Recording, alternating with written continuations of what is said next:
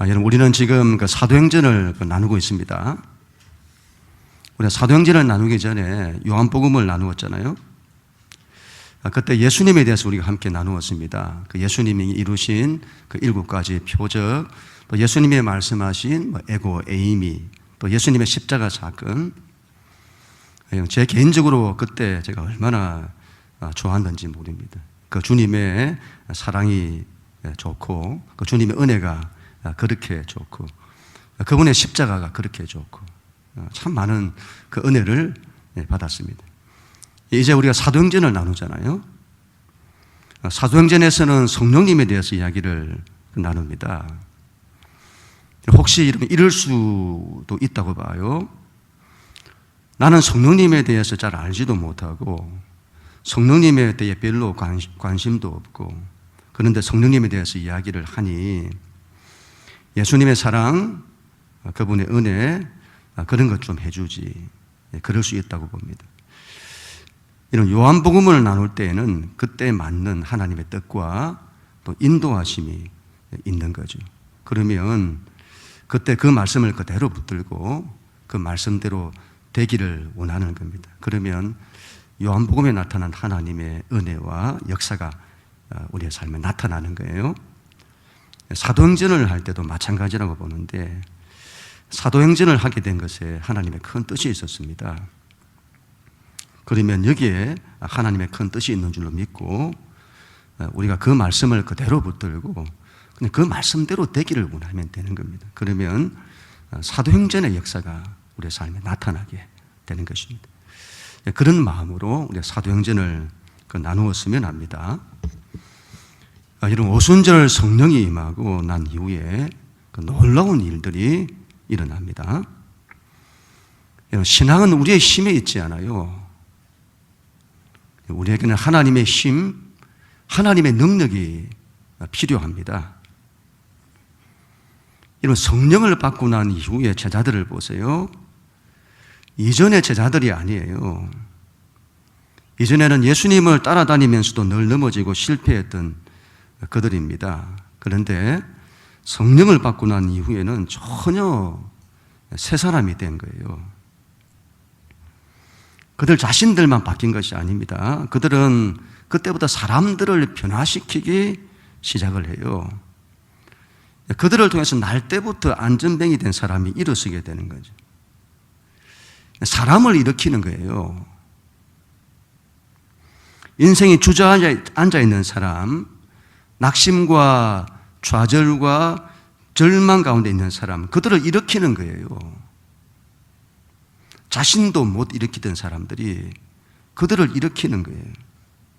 그리고 사람들에게 복음을 전하자 그들이 회개하고 돌아오는, 수많은 사람들이 회개하고 돌아오는 역사들이 나타나는 거죠. 성령을 받고 난 이후에 이런 일이 일어나는 거예요. 오늘 말씀도 마찬가지입니다. 오늘 말씀에 대한 무슨 마음의 부담을 느끼는 분들이 있을 수 있다고 봅니다. 말씀 본문을 함께 읽었는데 말씀을 보니까 오늘 말씀이 재물에 대한 이야기이고 무슨 땅 팔고 재산 팔아 교회 갖다 바치는 이야기잖아요. 그런 이야기 할 것 같은데, 그래서 시작부터 마음 닫고 귀 닫고 그렇게 하지 마시고, 그런 이야기가 아니에요. 재물 이야기가 아닙니다. 재물에 대한 이야기가 발단에 대해 시작되지만 핵심은 재물에 대한 이야기가 아닙니다. 그래서 열린 마음을 가지고 말씀을 잘 받기를 원합니다. 우리 하나님 말씀 32절 같이 한번 읽습니다. 시작. 믿는 무리가 한 마음과 한 뜻이 되어 모든 물건을 서로 통용하고 자기 재물을 조금이라도 자기 것이라 하는 이가 하나도 없더라. 아멘. 이전까지, 지금 본문 이전까지 교회의 외부적인 것에 대해서 말을 했다면 오늘은 교회의 내부적인 것에 대해서 말씀하는 겁니다. 교회가 내부적으로 한 마음 한 뜻으로 모든 물건을 서로 통용했다는 거예요. 사도행전에 보면 얼마나 이 말씀이 자주 강조되는지 계속 반복해서 교회가 한 마음 한 뜻이 되었더라, 한 마음 한 뜻이 되었더라, 이걸 강조하는 거예요. 한 마음 한 뜻이 되는 것은 쉽지가 않습니다. 우리 한마음 한뜻이 되자 그렇게 해서 한마음 한뜻이 되는 것이 아니에요. 그렇지 않습니까? 부부가 오늘부터 우리 한마음 한뜻이 됩시다 그렇게 한다고 해서 한마음 한뜻이 되는 것이 아니다 이 말이에요. 이런 사람은 절대로 하나가 되지 못합니다. 아무리 가까운 부부라도 하나 되지 못해요. 사람들은 저마다 자기 욕망이 있고 자기 이해관계가 있어요.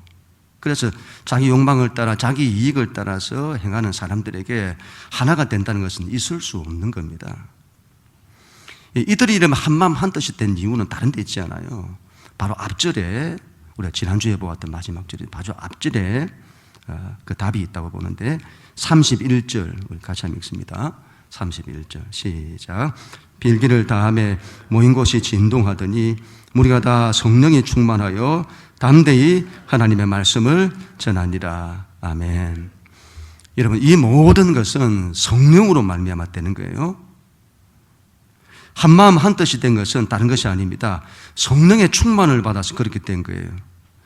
성령이 임하면 하나가 되는 거죠.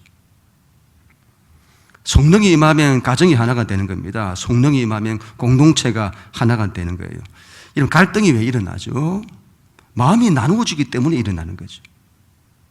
성령이 충만하면 한 하나님의 마음을 같이 갖게 되는 거예요. 한 성령 안에서 한 하나님의 마음을 가지는 거죠. 그래서 하나가 되는 겁니다. 또한 여러분 성령이 임하자 모든 물건을 서로 통용하는 일이 일어나는 거예요.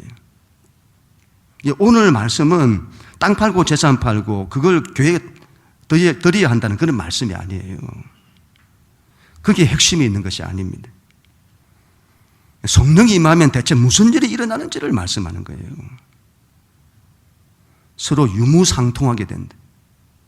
유무상통하게 된다. 유무상통이라고 하는 것은 있는 것과 없는 것을 서로 융통한다.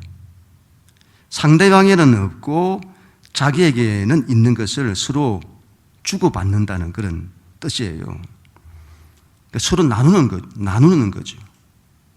경제학 용어로 하면 유통하는 거예요. 흘러보내는 거예요. 성령이 임하면 재물관이 바뀌는 겁니다. 재물관이 바뀌어요. 재물이 소유의 개념이 아니에요. 우리는 재물을 소유의 개념으로 가지잖아요. 그게 아니다 이 말이죠. 재물을 나누기 위해서 나누고 섬기기 위해서 재물이 필요하다. 그렇게 바라보는 거예요. 여러분 우리가 가정에서의 물질관 이거 한번 잘 보세요. 가정에서는 물질을 어떻게 쓰나. 가정에서의 물질관을 보세요. 전부 유무상통입니다. 그렇죠. 네 것 내 것이 없어요. 가정에서 네 거가 내 거고 내 거가 네 거고. 티셔츠를 하나 사면 언니도 있고 동생도 있고 엄마도 있고, 바지를 하나 사면 언니도 있고 동생도 있고 엄마도 있고. 어제 저희 큰아이가 회사에서 무슨 할인 쿠폰이 좋다고 하는데 그걸 가지고 안경을 할인한다고 해서 갔어요. 자기도 맞추고 동생도 맞추고. 아빠한테는 그런 이야기도 안 하고. 아직 저하고는 아직 하나가 아닌 거죠. 유무상통이 안 되는 거예요. 집사람 돈도 내 돈이고 내 돈도 집사람 돈이고. 엄마 아빠 돈이 전부 지들 돈이에요. 지들 돈은 또 지들 돈이라. 또 이건 또 하나가 안 되는 거예요. 유무상통이 안 되는 거죠. 이런 성령이 임하면 물질관이 바뀌는 거예요. 삶의 방식도 바뀌는 거예요. 소유해서 내가 인생을 통해서 뭔가를 소유해야 되겠다 하는 이런 인생관에서 나누고 베푸는 삶으로 바뀌는 거예요. 물질보다 더 귀한 것이 뭔지를 알게 되는 거죠. 다른 일을 위해서 베푸는 겁니다. 사람이 돈에 대해서 이 돈이 내가 번 돈인데, 내가 어떻게 벌었는데, 내 돈인데, 그러면 여러분 못 주는 거예요. 줄 수가 없습니다. 아까워서 못 줘요. 오늘 말씀은 우리 보고 재산 팔고 땅 팔아 교회 바쳐야 한다. 아니면 교회가 유무상통하게 만들어야 되는 그런 말이 아닙니다. 이건 이제 우리가 그렇게 한다고 해서 할 수 있는 일이 아니에요. 성령이 임할 때에 자발적으로 그렇게 되는 거예요.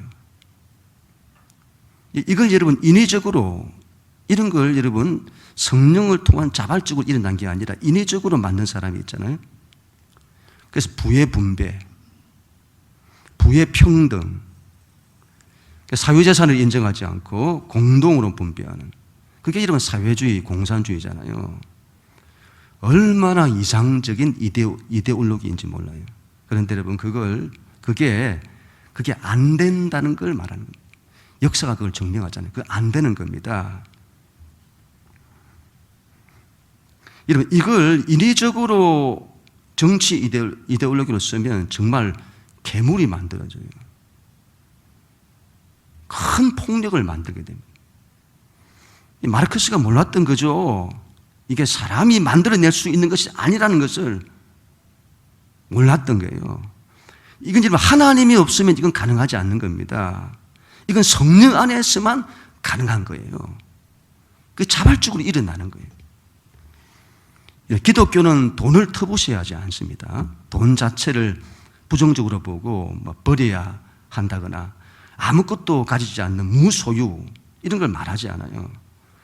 돈이라고 하는 것은 굉장히 가치 중립적인 건데 돈을 잘 사용하면 그것만큼 귀한 것이 없어요. 반대로 돈을 잘못 사용하면 그것만큼 악한 것이 없어요. 돈 자체를 악하게 바라봐서는 안 됩니다. 프로테스탄트의 정수가 여기에 있다고 봐요. 돈을 목적으로 하지 않아요. 돈이 목적이 아니에요. 그렇다고 돈을 터부시하고 부정하지도 않아요. 열심히 사는 거죠. 열심히 돈을 버는 거죠.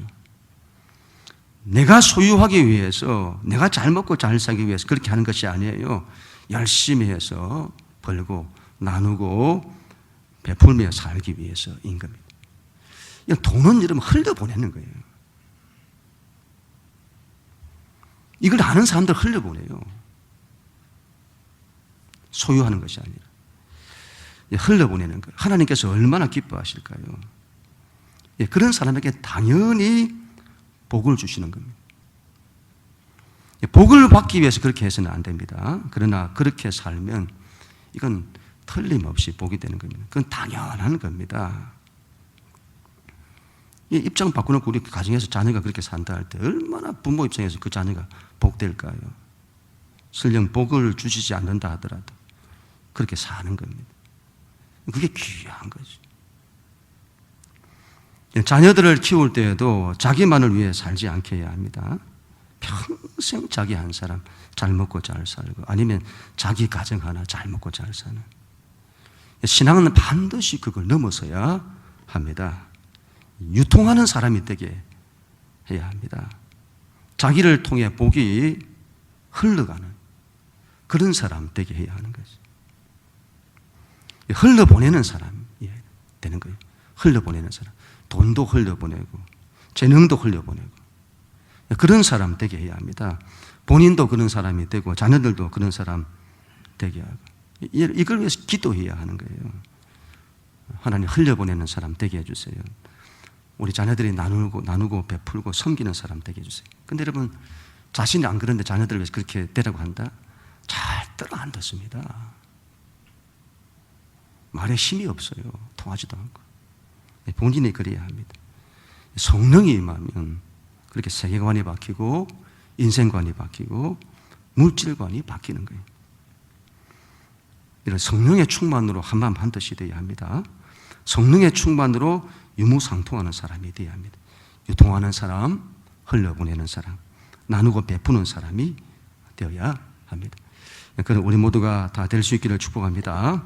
35절부터 33절부터 35절까지 하나님 말씀 같이 읽습니다. 시작.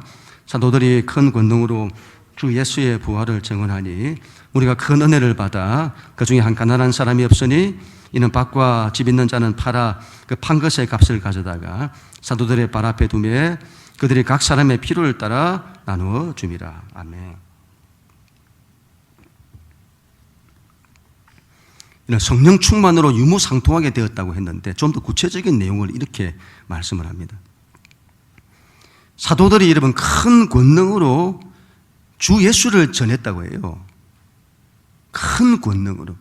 영어로 보면 이 great power 이렇게 하는데 큰 힘, great 위대한 힘이죠. 그 힘으로 예수를 전했다. 여러분 세상에 있는 것들 중에도 우리에게 힘이 되는 것이 있습니다. 그러나 세상 어떤 것도 우리에게 위대한 힘은 되지 않습니다. 오로지 하나님의 힘만이 위대한 힘이에요. 바로 성령님의 힘이죠. 우리에게는 이 힘이 있어야 하는 겁니다. 여러분 어제 그제죠.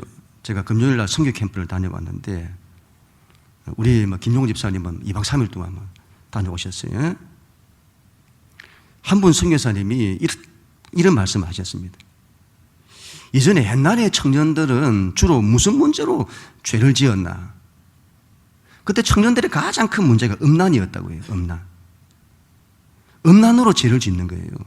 그런데 세대가 지나면서 그 다음 세대들의 청년들에게 가장 큰 문제가 뭐냐 할 때 동성애라는 동성애로 죄를 짓는다.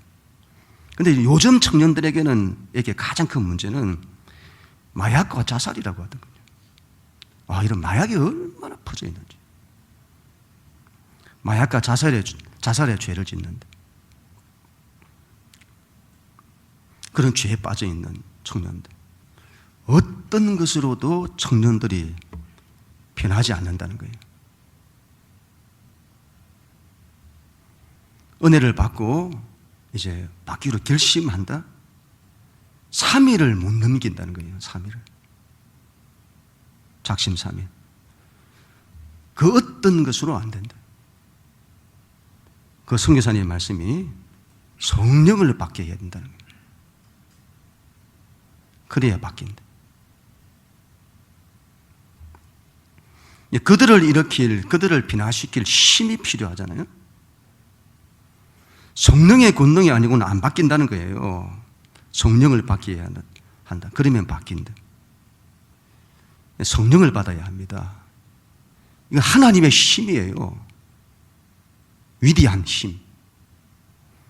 사람을 바꾸는 거예요. 그들이 이런 큰 권능으로 전한 것은 다른 것이 아닙니다. 주 예수의 부활을 증거하였더라. 예수님의 부활이에요. 초대교회가 전한 가장 핵심되는 메시지가 예수님의 부활이에요. 부활. 그 말은 그들이 이런 부활신앙을 가졌다는 거예요. 부활신앙을. 초대교회의 강력한 힘은 어디서 나올까요? 그들의 강력한 힘은 어디서 나올까요? 이 모든 것은 성령의 역사인데 그 성령님의 역사가 어떤 통로를 통해서 나타날 거잖아요. 그게 바로 그들의 믿음인데 바로 부활에 대한 믿음인 겁니다. 성령님의 역사가 그들의 부활에 대한 믿음으로 강력히 나타나는 거예요. 여러분, 이 초기 기독교 공동체에서 부활은 실제인 거예요. 이건 관념이 아니에요. 지식이 아니에요. 이들이 예수님의 부활을 직접 본 겁니다. 예수님께서 죽음에서 살아나신 거예요. 그걸 직접 눈으로 본 겁니다. 모든 인류의 절망, 그 죽음을 이기신 거예요. 그래서 여러분, 이건 그냥 믿음이 아닌 거죠. 이건 믿음의 확신인 겁니다. 예수를 믿으면 반드시 죽음을 이긴다는 믿음의 확신. 그걸 가지고 있는 거예요. 그 믿음의 확신을 가지고 증거하고 사역을 하니 생명의 역사가 나타나는 거죠.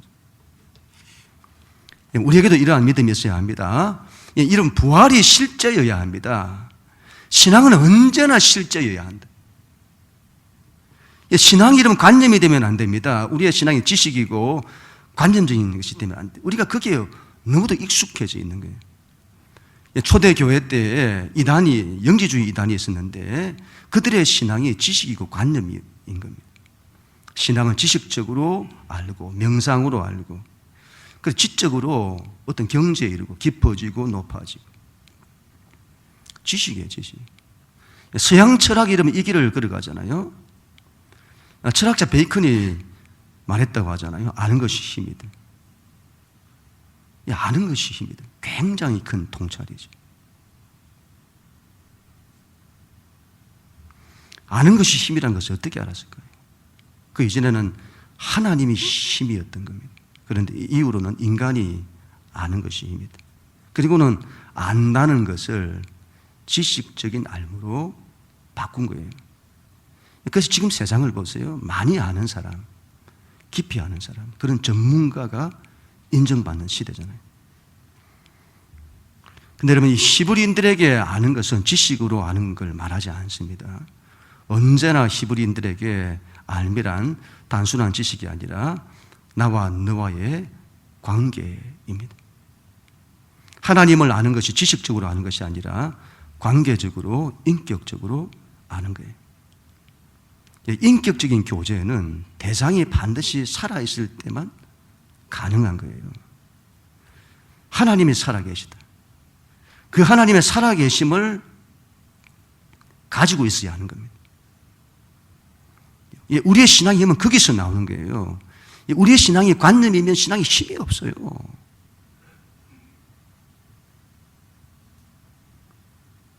성령님의 살아계심도 가지고 있어야 합니다. 성령님이 살아계시다. 성령이 우리 안에 있다. 이거 지식으로, 이게 지식이 되고 관념이 되면 안 되는 겁니다. 이런 사탄 마귀의 가장 큰 전략 가운데 하나는 하나님을 지식화하는 겁니다. 관념하는 거예요. 여러분, 신학을 보세요. 신학이 전부 철학화되고 형이 이상학적인 신학을 하는 거예요. 그래서 신학이 죽은 신학이 되는 거죠. 신학은 철저히 살아계신 하나님과의 만남으로 가야 하는 것입니다. 초대교회는 부활도 실제고 성령님도 실제인 거예요. 그래서 그 성령님의 권능으로 부활을 증거하는 겁니다. 부활을 증거했다는 것이 무슨 말이죠? 부활이다, 부활. 부활을 증거하는 거예요. 부활이라는 말은 안 죽는다는 의미잖아요. 산다. 예수를 믿으면 산다는 거예요. 예수를 믿으면 죽음도 이긴다.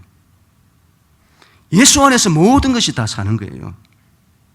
여러분, 삶의 아픔과 고통과 아픔이 그렇게 많았던 그 시대이잖아요. 여러분, 교회가 유무상통해야 할 정도로 너무도 가난하고 어렵게 살았던 그 시대잖아요. 로마의 지배하에서 고통하고 얽매였던 그런 그들이잖아요. 그 모든 것으로부터 그들을 살린다. 그게 부활신앙이잖아요. 예수 안에서 다 사는 거예요. 다 부활하는 거죠. 예수님이 부활하셨다. 그래서 너희도 부활한다. 너희도 죽음에서 살아난다. 죽고 나서도 살아난다. 그랬더니 이런 그곳에 있는 사람들이 큰 은혜를 받은 겁니다.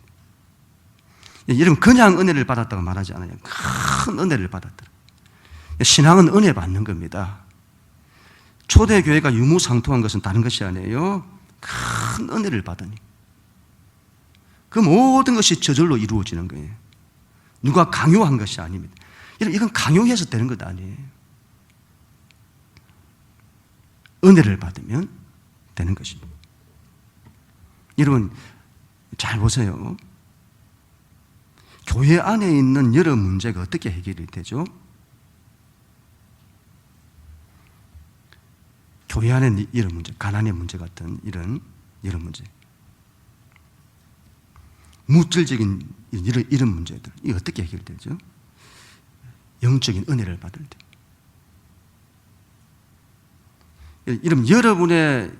여러 삶의 문제, 여러분들이 여러 삶의 문제를 가지고 있고 또 여러 물질적인 문제를 가지고 있고 이런저런 문제가 있습니까? 해답을 다른 데서 찾으면 안 됩니다. 영적인 것에서 찾아야 해요. 하나님 앞에 나아가고 하나님의 은혜를 받는 거예요. 영적인 은혜를 받으니 육적인 문제가 해결되는 겁니다. 여러분, 이게 영적인 원리예요. 그래서 여러분, 예배의 자리로 나오는 겁니다. 그러니까 영적인 것이 회복되면 삶이 회복되는 거예요. 그래서 기도의 자리로 나와야 되는 겁니다. 영적으로 회복되고 은혜를 받으면 삶이 회복되는 거예요. 부활에 대한 믿음으로 은혜를 받아야 합니다. 다시 예수 안에서 다 사는 겁니다. 그 믿음으로 은혜를 받아야 합니다. 그럼 우리 모두가 다 될 수 있기를 축원합니다. 36절, 37절 하나님 말씀 같이 읽습니다. 시작.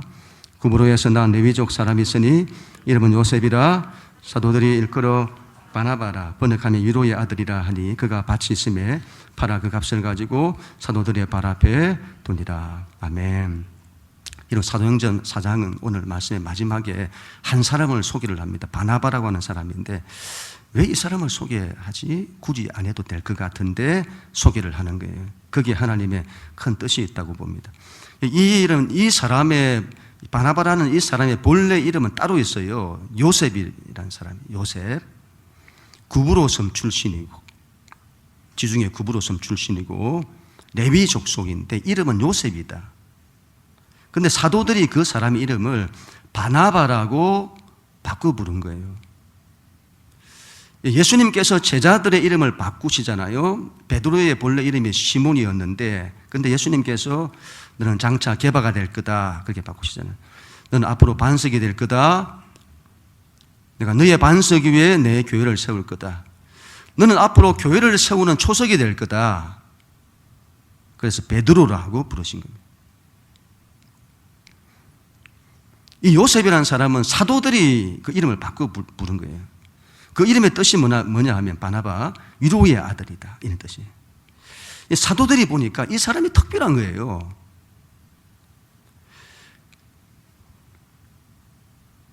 교회를 얼마나 잘 섬기는지.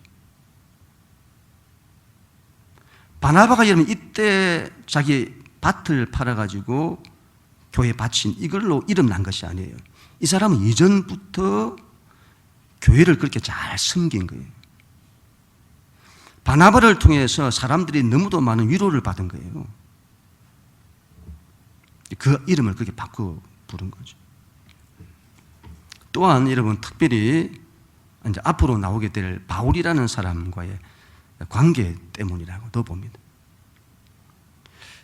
나중에 여러분 사도 바울이 회심을 하잖아요. 그러나 이 사람이 바울이 회심을 했을 때에 아무도 그의 말을 믿어주지 않았습니다. 얼마나 사람이 모질었는지. 교회를 잔멸할 정도로 핍박을 한 겁니다. 근데 예수를 믿고 변했다는 거죠. 누가 믿겠냐 이 말이죠. 그때 그 중간에서 그를 변호해주고 예루살렘 교회가 바울을 받아들이도록 만들었던 사람이 바나바인 겁니다. 바울에게 바나바가 얼마나 위로가 되었을까요? 이후에 여러분 바울이 자기 고향 다소에 집거에 있을 때에 그를 그곳에서 불러내어 자신과 함께 안디옥 교회를 섬길 수 있도록 해줬던 사람이 바나바인 겁니다. 그와 함께 선교를 같이 했던 사람이 또 바나바인 겁니다. 바울을 격려하고 위하고 그가 하나님의 교회와 선교를 위해 충성하도록 도왔던 사람이 바나바인 겁니다. 우리는 이런 위로의 아들이 되어야 합니다. 우리를 통해 사람들이 위로를 받는 그런 사람이 되어야 합니다. 교회는 이런 사람을 통해서 힘을 얻는 겁니다. 그런 사람을 통해서 교회는 세워지는 거예요. 아픈 분들이 많잖아요. 힘들어하시는 분들이 많이 있잖아요. 그런 사람들 위로하는 그런 사람이 되어야 합니다. 교회 안에서만 그런 것이 아니에요. 교회 밖에도 얼마나 그런 사람이 많은지 모릅니다. 그런 사람들을 위로하는 사람이 되어야 합니다. 바나바가 여러분 이전부터 그런 사람이냐? 그렇지 않습니다. 성령을 받고 난 이후에 사도들이 그렇게 된 것처럼 이 사람도 성령을 받고 난 이후에 바나바가 된 겁니다. 성령을 받아야 합니다. 그래야 바뀌는 거예요. 성령을 받으면 유무상통하게 됩니다. 큰 은혜를 받게 됩니다. 위로의 사람이 되게 되는 거죠. 제가 지난 목요일 저녁이었는데요. 제가 요즘 40일 작정 기도를 하잖아요. 하루에 5시간씩 기도하고 또 함께 금식하고, 기도를 많이 한다는 것이 중요한 것이 아니라 오로지 기도에 집중하는 거예요. 기도하면서 여러분, 이제 일주일 지났는데 하나님께 주시는 은혜가 참 말로 다 할 수가 없습니다. 물론 그 전부터 제가 5시간씩 새생명 축제 이후에도 기도를 쭉 해봤습니다만은 얼마나 하나님이 크신 은혜를 주시는지. 제가 영성 일기를 적기 시작을 했습니다. 하나님 너무 많은 은혜를 주셔가지고 기록을 해야 될 것 같더라고요. 다 잊어버릴 것 같아요. 지난 목요일 저녁이었는데, 이전에 제가 신학교를 다닐 때 그때 기도했던 기도의 방식이 있습니다. 오랫동안 이거 안 하다가 제가 이제 현장 목회에 뛰어들고 하면서 그런 기도의 방식을 놓고 있었다가 이번에 뭐 기도에 집중하면서 그때 기도의 방식으로 그날만큼 그렇게 한번 기도를 해봤습니다.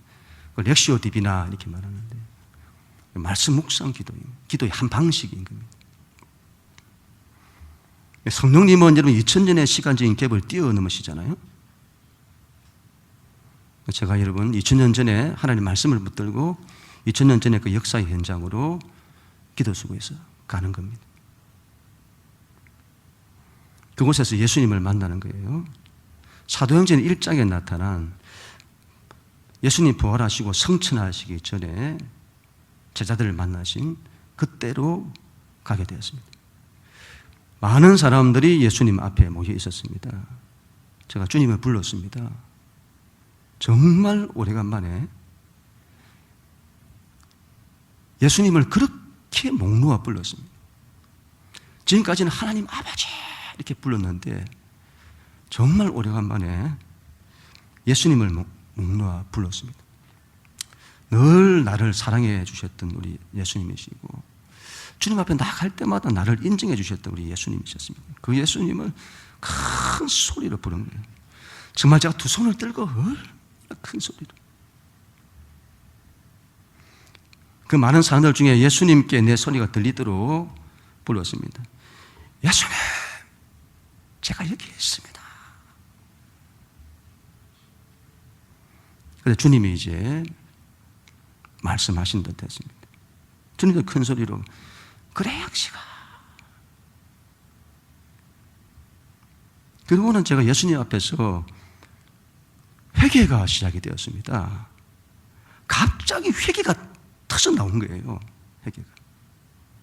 그리고는 주님, 저를 새롭게 해주세요. 허물 많은 저를 새롭게 해주세요.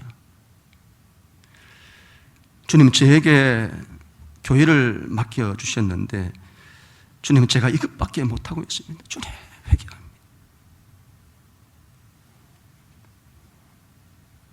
맡겨주신 성도들을 제가 이것밖에 하나님 못하고 있습니다. 주님, 회개합니다. 정말 눈물 흘리면서 제가 회개를 했습니다. 그리고는 주님, 저는 어떻게 해야 합니까?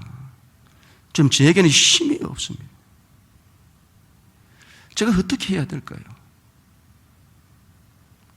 그때 예수님께서 이렇게 말씀을 하셨어요. 영식아, 아버지의 약속하신 것을 기다려야 한다. 성령을 기다려야 한다. 여러분 참 이상하죠? 기도 속에서 예수님부터 그런 말씀을 들으니 정말 이 안에서 간절한 마음이 일어나는 거예요. 그리고는 그대로 순종하면서 이제 주님 말씀하신 그대로 제가 하겠습니다. 성령님을 기다리겠습니다. 그리고는 막 기도를 하기 시작하는 거예요. 정말 간절히. 오순절 마가의 다락방에서 여러분 성도들이 모여서 성령님을 기다리잖아요. 그곳에 있는 사람들 중에 가장 간절한 가지는 그 마음으로 예수님 말씀하셨던 그 성령님을 구하면서 제가 기도를 하게 되었습니다. 그리고 이런 마음이 드는 거예요. 아, 성령님을 그렇게 기다려야 하는구나.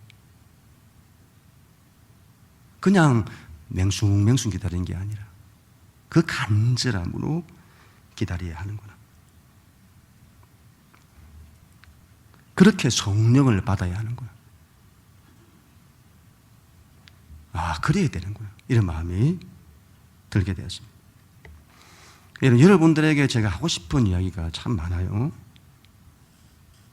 근데 너무 말이 앞서는 사람이 될까봐 다 말 못하고 있는 겁니다. 하나님께서 뭔가를 하실 것 같아요. 제 안에 영적인 엄청난 변화들이 일어나는데 제가 지금까지 제가 바뀐 것 그 모두를 합해도 안 될 정도로 저를 바꾸어주고 계시는 거죠. 주님께서 이끄시는 대로 제가 가볼 작정입니다. 주님 뜻이 그렇다면 좀 뜻대로 되기를 원합니다.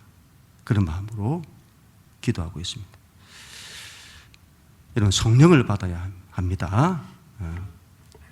지식적인 성령 말고, 관념적인 성령 말고 실제하신 성령을 받아야 합니다.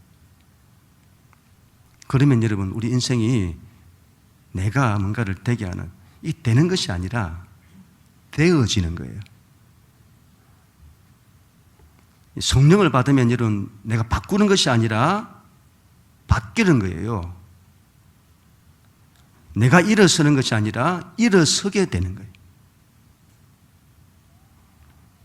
성령께서 하시면 모든 걸 되게 하신다. 그 마음 가지고 성령을 온전히 구하는 우리 모두가